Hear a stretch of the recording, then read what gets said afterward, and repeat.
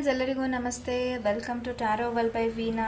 So ಇವತ್ತಿನ video ಬಂದು March month 2025 2ನೇ ತಾರೀಕು 11, 20 ಮತ್ತು 29. ಸೊ ಟೋಟಲಿ ಎಲ್ಲ ಡೇಟ್ ಆಫ್ ಬರ್ತು ನಿಮ್ಮದು ಡಬಲ್ ನಂಬರ್ ಡಿಜಿಟ್ ಇದ್ರೆ ಸಿಂಗಲ್ ಡಿಜಿಟ್ಗೆ ಕನ್ವರ್ಟ್ ಮಾಡಿ. ಲೈಕ್ 29 ಅಂದರೆ 2 + 9 which will sum up to 11 and again 1 + 1 which is equal to 2. So ಈ ಥರ ಸಿಂಗಲ್ ಡಿಜಿಟ್ಗೆ ನಿಮ್ಮ ಡೇಟ್ ಆಫ್ ಬರ್ತ್ನ ತೊಗೊಂಡು ಬಂದರೆ ಬರ್ತ್ಡೇ ಡೇಟ್ನ, ಸೊ ಯಾರಿಗೆ ನಂಬರ್ 2 ಬರುತ್ತೆ ಸೊ ಅಂಥವ್ರಿಗೆ ಈ ತಿಂಗಳು ಮಾರ್ಚ್ ಹೇಗಿದೆ ಅನ್ನೋದನ್ನು ನೋಡೋಣ. So let us go one by one. So first let me go with career life ಹೇಗಿದೆ, ಜಾಬ್, ಕೆರಿಯರ್, ಬಿಸ್ನೆಸ್ ಹೇಗಿದೆ ಈ ಮಂತ್ ನಂಬರ್ 2ನಲ್ಲಿ ಹುಟ್ಟಿರೋರಿಗೆ ಅಂತ. Okay,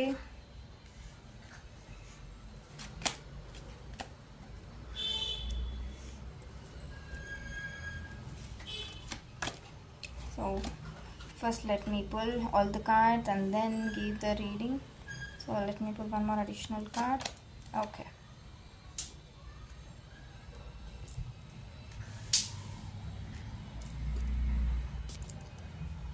okay, how is it?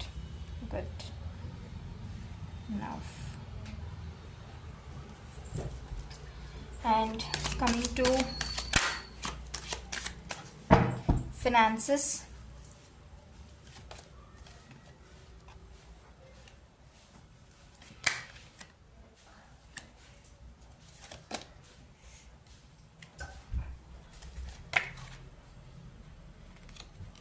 Okay, lastly, how was your emotional life, love life, relationship, marriages? So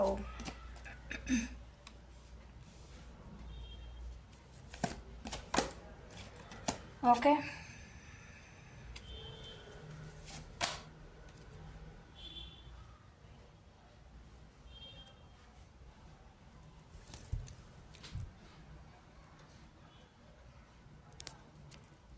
so coming to the reading, so we have got 5 of swords, 3 of wands and 9 of cups and the sun card.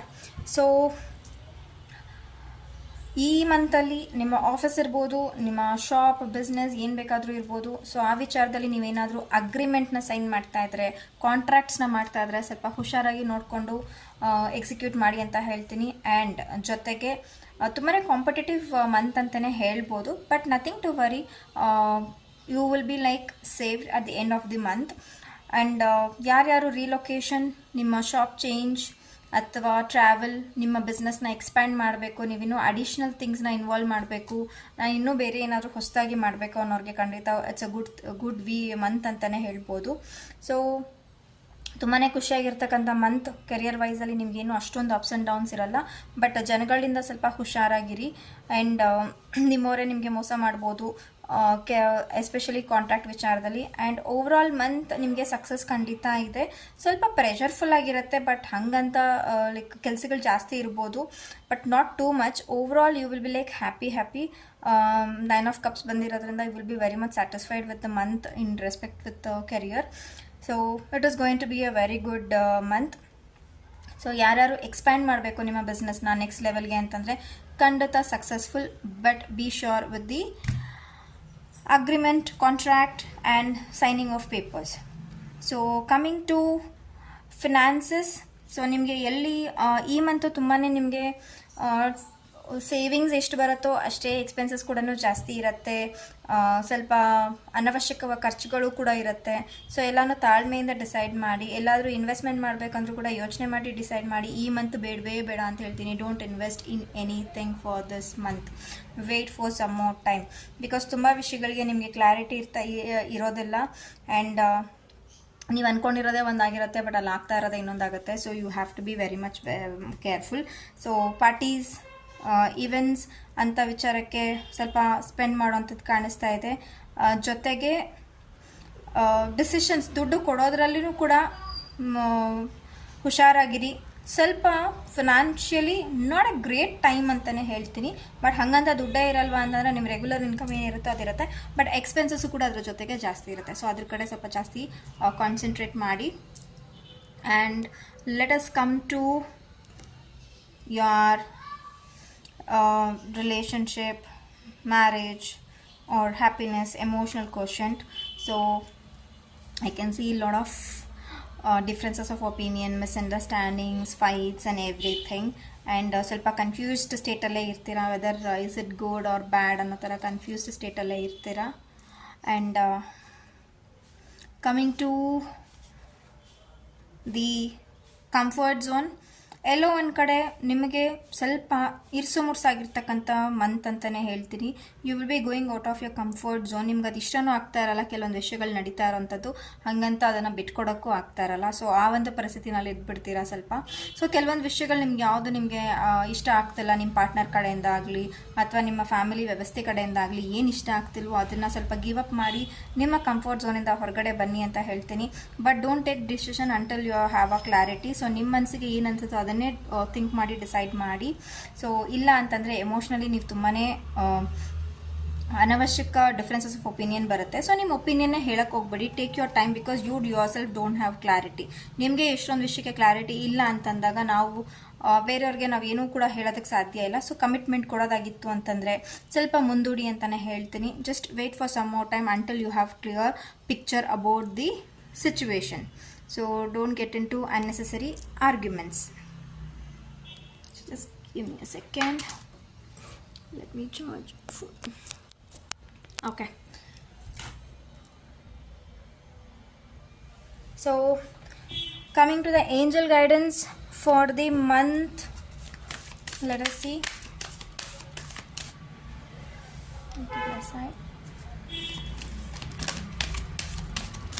So overall, number 2 people born 2/11 2029.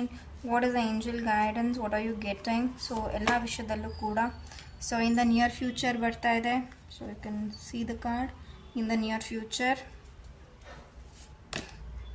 You will get opportunity,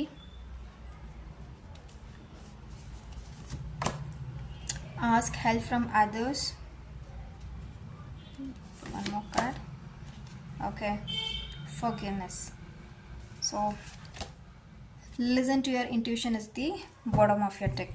So as I already said, ಇಲ್ಲೂ ಕೂಡ ನಿಮಗೆ confusion, no clarity ಬಂದಿದೆ. This is where the card also says that you will have to listen to your intuition or gut feeling. ನಿಮ್ಗೆ ಏನು ಮನಸ್ಸಿಗೆ ಅನಿಸುತ್ತೋ ಅದೇ ನಿಜ ಇರುತ್ತೆ. Don't get influenced. ನಿಮಗೆ ಡಿಸಿಷನ್ ಮಾಡ್ಕೊಳ್ಳೋಕ್ಕೆ ಟೈಮ್ ಇಲ್ಲ ಅಥವಾ ಟೈಮ್ ಆಗ್ತಾ ಇಲ್ಲ ಅಥವಾ ನಿಮಗೆ ಕ್ಲಾರಿಟಿ ಸಿಗ್ತಾ ಇಲ್ಲ ಅಂತಂದರೆ just wait for some time ಅಂತ ಹೇಳ್ತೀನಿ.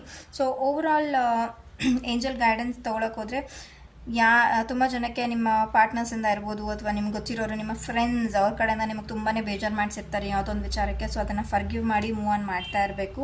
ಆ್ಯಂಡ್ ಖಂಡಿತ ನಿಮಗೆ ಒಳ್ಳೇದಾಗೋದಕ್ಕೋಸ್ಕರ ಆಪರ್ಚುನಿಟೀಸ್ ಅಥವಾ ಸಿಚುವೇಶನ್ ಪ್ಲ್ಯಾಟ್ಫಾರ್ಮ್ಸ್ ಖಂಡಿತ ಕ್ರಿಯೇಟ್ ಆಗುತ್ತೆ ಈ ಮಂತಲ್ಲಿ. ಸೊ ನಿಮ್ಗೇನಾದರೂ ಅವಶ್ಯಕತೆ ಇತ್ತು ಆ ಸಿಚುವೇಶನ್ನ ಹ್ಯಾಂಡಲ್ ಮಾಡೋಕ್ಕೆ ಅಂದರೆ take help from the divine ಅಂತ ಹೇಳ್ತೀನಿ, ನಾಟ್ ಫ್ರಮ್ ಅದರ್ಸ್. ಇದರಲ್ಲಿ ಇರ್ಬೋದು ಆಸ್ ಹೆಲ್ಪ್ ಫ್ರಮ್ ಅದರ್ಸ್ ಅಂತ. If anybody supporting in a good way, fine. But friends, I am extremely sorry, I am not able to continue the video, so I am giving up the voice bit. So opportunities for people born on to ಖಂಡಿತ create ಆಗುತ್ತೆ ಈ month. But ಆಪರ್ಚುನಿಟೀಸ್ನ ನಾವು ಎಷ್ಟು ಮಟ್ಟಿಗೆ ನಿಮಗೆ ಅದು use ಮಾಡಬೇಕು ಅನ್ನೋದು ನಿಮಗೆ ಬಿಟ್ಟಿರ್ತಕ್ಕಂಥದ್ದು. So you have to listen and act accordingly as per your gut feeling. So ನಿಮಗೆ ಕನ್ಫ್ಯೂಷನ್ಸ್ ಇತ್ತು ಅಂತಂದರೆ ನೀವು ಒಂದು 5ರಿಂದ 10 ನಿಮಿಷ ಡೀಪ್ ಬ್ರೆತ್ ತೊಗೊಂಡು ಮೆಡಿಟೇಷನ್ ಮಾಡಿದ್ರೆ, ಇಂಪ್ಲಿಮೆಂಟ್ ಮಾಡ್ತಾ ಹೋದರೆ ನಿಮಗೆ ಕ್ಲಾರಿಟಿ ಸಿಗುತ್ತೆ ಏನು ಮಾಡಬೇಕು, ಹಿಂಗೆ ಡಿಸಿಷನ್ ತೊಗೋಬೇಕು ಅಂತ. ಸೊ ಹಾಗೂ ನಿಮಗೆ ಎಮೋಷ್ನಲಿ ತುಂಬಾ ರೋಲರ್ ಕೋಸ್ಟರ್ ರೈಡ್ಸ್ ಇತ್ತು ಅಂತಂದರೆ ನೀವು ಆಂಜನೇಯ ದೇವಸ್ಥಾನಕ್ಕೆ ಭೇಟಿ ಕೊಡ್ಬೋದು every Saturday and take the blessings. So ಈ ಮಂತದು ನಂಬರ್ 2 ಪ್ರೆಡಿಕ್ಷನ್ಸ್ ಹೀಗಿರುತ್ತೆ. Thank you.